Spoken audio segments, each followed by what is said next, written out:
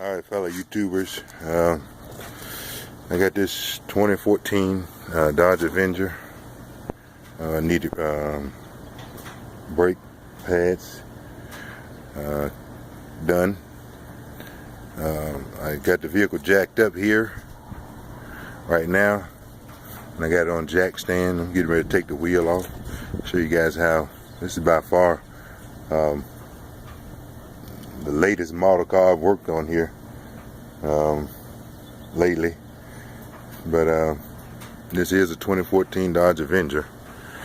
These cars are pretty hot selling cars, I guess, if you want to, but they did have their problems. I think they stopped making them in 2014. It's probably the last of its breed, probably last you're going to see of it. But I just want to show you guys how to replace the brake pads on a 2014 Dodge Avenger.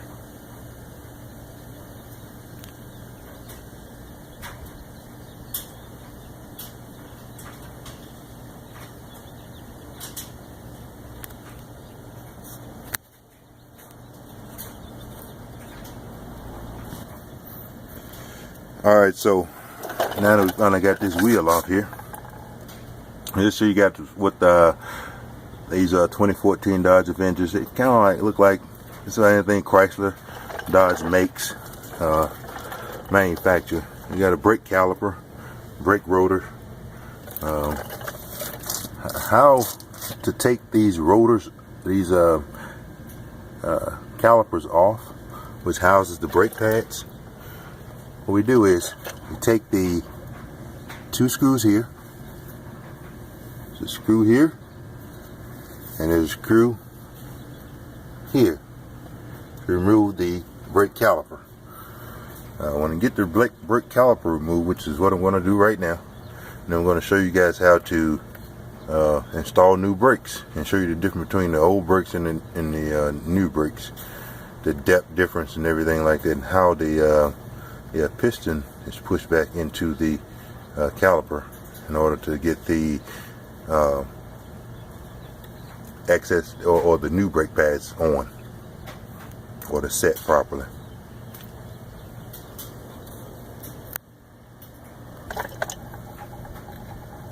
Alright, now so I got the two 14mm screws broken here, and now I'm just taking them out. Right, when you get these out, they're pretty simple to take out, I guess. You want to make sure that they don't have any but this is a pretty new car, so it probably won't be worn any. The screws here, they probably won't be worn. You know, the threads here, you want to check them out, and then make sure we lube them before we put them back together. But this is pretty much how this works. This actually comes all the way out, right? And you want to make sure that thing's the end here, but the actual threads here, or the threads, you want to make sure that they're good to go when you're ready to put, because you're going to use the same hardware to put these things back together. So I'm just going to go ahead and take this other screw out here. Like I said, they're 14mm screws to take the caliper off. This 2014 Dodge Avenger caliper, it's the same thing, just pull that all the way out. This one here doesn't have the, and then this just comes off. We can just pull this caliper off here. A lot of times you have to compress them a little bit to get them off, so you won't destroy anything. But for the most part, they'll come right off. And then I'm going to have to compress that one. But the best way to compress them is using a C-clamp. Is usually the best way. I have one here somewhere.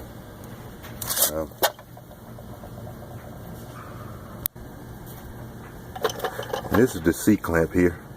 How you want to use that is just place it on the brake pad in the middle there, and on the back of it here, and then just give it a few turns, and then that'll break loose, and not be so hard to like I'm done with it now.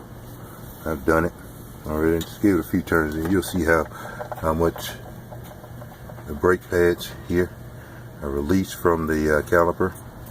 They're just going back in there. You guys can see in there. That's all that is. And then I just take this off here. And then, like I was saying, these with the compression, a little bit of compression we just added, this thing just comes right off. Okay, and it's there. It's a little dirty, so I did get some brake parts cleaner. So what I usually do is, in order to get this piston to turn back into the hole, first I clean it up first. All right, spray a little brake parts cleaner in there, and then you take one of the pads off that you're using, which these really aren't too bad. Yeah. Somebody told her they were 20%, but that looks more like 30 or 40%. You still had some time left on those, but what I usually do is just take the inside pad, put it on there, just so not to destroy the piston or make any kinks on the piston, or put any grooves in that piston, the metal body. Now I take my C-clamp after cleaning it up, and then put it here, and then compress that back in there. Pretty simple to do. But what I'm gonna do right now, I'm gonna stop the video and then I'm gonna clean this thing up.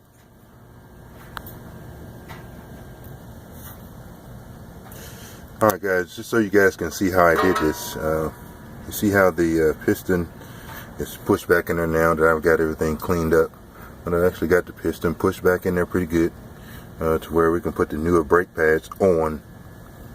So this is how I did it. I used the C-clamp just to press onto the old brake pad and press that cylinder, the piston cylinder, back into the caliper. That way, let's show you guys the difference in between the old and the new brake pads. That's just so that when see, I got these wherever it goes for a vehicle, and I'm putting them on. But the differences in them is, when this is the new one here, one of the new ones, and you'll see that you look at the thickness on the old.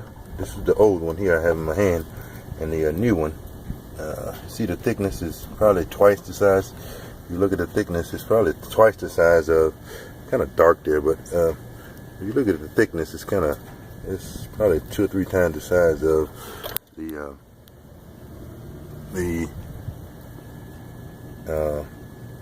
old pad. You guys can see that. Let me see if I can get a good shot of that. That's the old one. That's the thickness of it. Starting to wear quite a bit. Firestone told us she was about 20%. I don't know. I guess that is about 20% when you look at the newer ones. So I guess that's about right, because the newer one have a lot thicker padding left or on them than the old ones had left. So I guess that would be fair to say, about 20% left on the old ones. Usually when a lot of dealerships or mechanical shops tell you got something, you probably want to check it for yourself a lot of times. But I say that's fair right there, 20%. Probably less than 20%, but however, they're getting changed now, so everything's been cleaned up. I'm going to put these pads back in here, and this is the way they go in. So make sure you ensure that the pad side, or the ceramic and mixture metal side, is facing the rotor where you put these in. Okay. And if I had a flip top head, I could do this faster, but unfortunately I don't. But that's the way it's going to look in there. That's the one on the inside.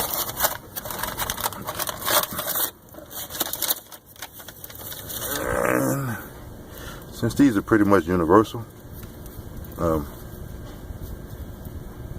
ahead and put that one on the outside, right? Okay, and that's how it's going to look. It's back together. And then all we have to do is take this clamp out, right, and put the caliper back on. I'm gonna stop the video so I can decrease the pressure on this clamp and get the caliper back on and put the screws back in.